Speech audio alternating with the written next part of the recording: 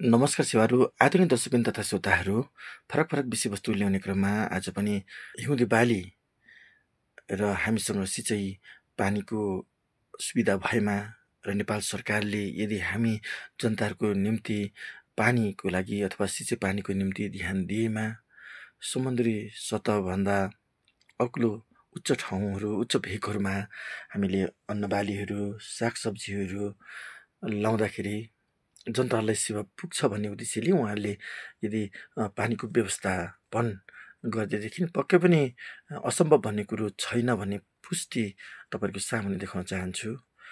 2082 साल भाद्र 15-16 गतितिर यसरी छरेको यो मकै हिउँदे अन्नबाली यसरी यो मकैको अवस्था यसरी फलेको देखिन्छ।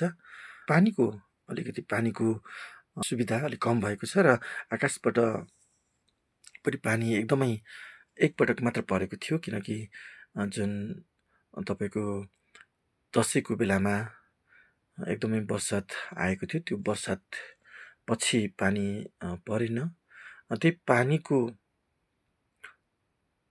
असरले अहिलेसम्म यो मकै यो अवस्थामा पुगेको छ। अहिले मकै पोलेर खान मिल्ने भएको छ। आदरणीय दर्शकबिन तथा श्रोताहरू, त्यसैले गर्दाखेरि जनताहरूको निम्ति यदि राज्यले पनि ध्यान दिएदेखि अर्थात् समुद्री सतहभन्दा उच्च ठाउँहरूमा त्यो उच्च ठाउँबाट आउन सक्ने खालको पानीको स्रोत मुहानहरू खोजेर यो भेगमा पानी सिँचाइ गर्न ल्याइदिएको भए पक्कै पनि जनताहरूलाई धनकुटा जिल्लाको 24/7 साविक 1 नम्बर डाँटुमा मात्र नभएर हरेक भेगहरूमा, हरेक उच्च ठाउँहरूमा यसरी सिँचाइ गर्नको निम्ति पानी पुग्ने अथवा पानी ल्याउन सकिने वातावरण मिलाइदिएदेखि पक्कै पनि असम्भव भन्ने कुरो छैन भन्दै यो सानो कुश्लीबाट म बिदा माग्छु। नमस्कार शिवारू, जय नेपाल।